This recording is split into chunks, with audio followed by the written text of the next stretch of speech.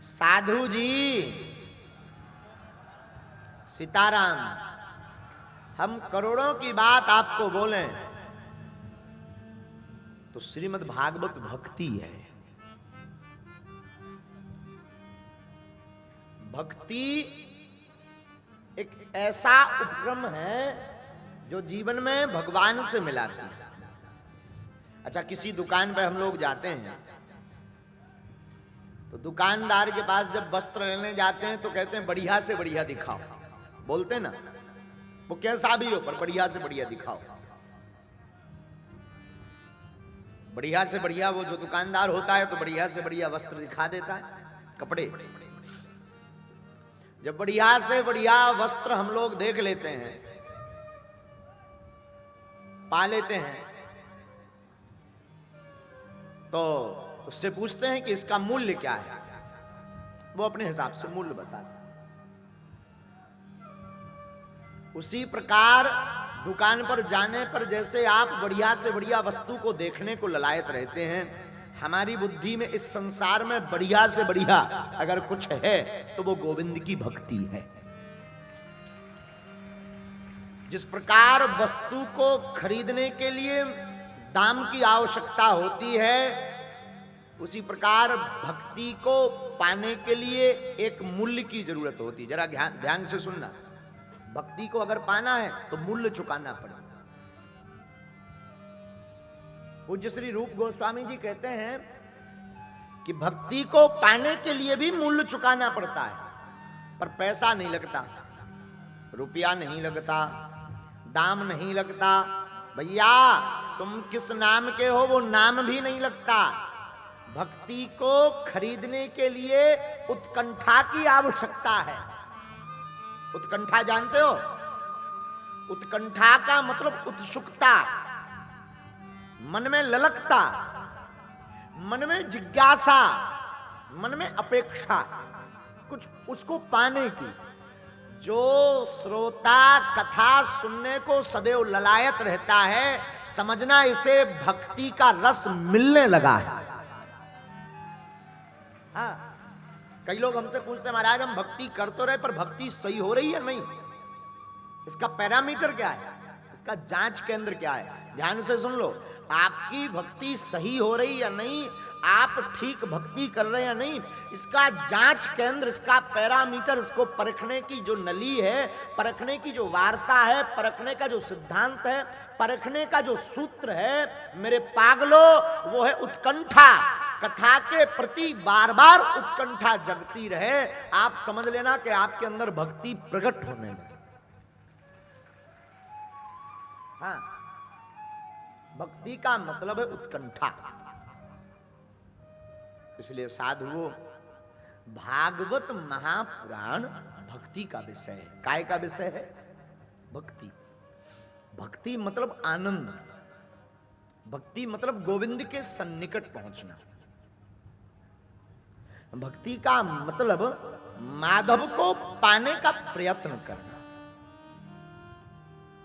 भागवत एक ऐसा ग्रंथ है जिससे भक्ति मिलती है, पर बुरा ना मानना, हम लोग 2-4 दिन तो बहुत एक्साइटेड रहते हैं, उत्सुक, गदगद। कई लोग तो मंच पर इसीलिए चढ़ते हैं कि एक बार भर टीवी में आ जाएं, भाड़ में जाएं।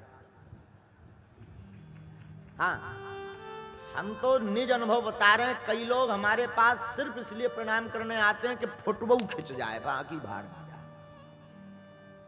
ताकि पोस्ट कर दें कि देखो हम बागेश्वर वाले गुरुजी के साथ में भोजन पा रहे हैं। और जहां 10-15 फोटो खींची फिर उत्सुकता नहीं रहती। चाहे महाराज जी सोएं, चाहे खाएं, चाहे गाएं, फिर लगने लगता अरे बहुत हो गई। फिर दूसरे महाराज जी ढूंढते कि अब कौन फेम में चल रहे हैं। सच बोल रहे हैं, एकदम सत्य बता रहे हैं। जब तक व्यक्ति के बहुत नजदीक व्यक्ति नहीं पहुंच जाता ना, तब तक उसके अंदर वो ललायकता, वो ललक, वो उत्सुकता बनी रहती। और बहुत सन्निकट होने के बाद में वो फिर महत्व भूलने लगता है। सच है ये, महत्व भूलने लगता है। इसलिए हमारे आचार्यों ने, हमारे महापुरुषों ने एक मर्यादा बना रखी है। हमारे पूज्य गुरुदेव कहा करते थे कि सूर्य के नजदीक बहुत कम जाओ, बहुत कम टिको। सूर्य के नजदीक जाओगे जल जाओगे। उसी प्रकार गुरु के नजदीक भी बहुत कम टिको, दूर से दर्शन करो। बहुत से लोग हमसे कहते हैं महाराज आप इतना डिस्टेंस मेंटेन करके क्यों रखते हैं, इतनी दूरी बनाकर क्यों रखते हैं। हमें लगने लगता है कि हमारे जो सदगुरु सन्यासी बाबा हैं वो ताप तो मिटाते ही हैं, पाप मिटाते हैं, शरीर के ताप मिटाते हैं, शरीर में जितनी रोग बीमारी होती है उनको मिटाते हैं, पर कहीं उनकी ओज, उनका तेज, उनकी वो जो आभा है उससे कहीं वो तुम्हें ना मिटा दें। हाँ, सिर्फ इतना कारण। महापुरुष के नजदीक रहने पर स्वभाववश वृत्ति भाव में दोष प्रकट होने लगता है मन में, स्वभाववश। तो साधुओं, हमारी आपकी भक्ति तो है पर 2-4 दिन की, मौसम की तरह। एक दो ना मौसम, जैसे वो मौसम होती ना चना की फसल का, गेहूं का, वैसी ही हमारी आपकी भक्ति है। बागेश्वर वाले आ गए तो अरे जय बागेश्वर धाम की, सावन आ गया सो हर हर महादेव। 1 महीना तो देखो, अब सावन लगने वाला है, 1 महीना लगातार हर हर महादेव, 1 बाल्टी और ले, जगह तगह लगाए फिर रहे त्रिपुंड, बम बम बम बम बम बम बम। और सामन ब्राह्म से जैसे गुलबीला हिराजा, वैसे ही शंकर जी के भक्त भी कहां गुम हो जात खबर ही नहीं। नवरात्रि आवे, अरे जगह जगह ओम जय अंबे गौरी मैया, जय श्यामा गौरी। कुछ नहीं पहने, अरे भाई चप्पल कहां गई, अरे माता की भक्ति में लगे भैया।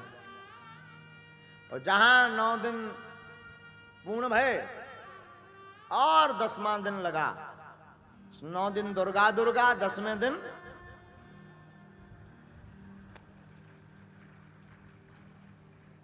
बोलो सीताराम। जोर से बोलो ना, और जोर से बोलो।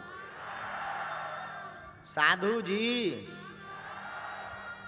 स्मरण रखना, भक्ति की गदगदता निरंतर बनी रहे। जो ऐसा भावुक भक्त होता, जिसकी आंखें हमेशा प्रभु की याद में डबडबाई रहे, जिसका मुख गुरु का नाम लिए लेता हुआ रहे, कभी थके ना, जिसका हृदय गुरु का नाम, गोविंद का नाम सुनते ही आह्लादित रहे, ऐसा ही संसार में सच्चा और पक्का भक्त है।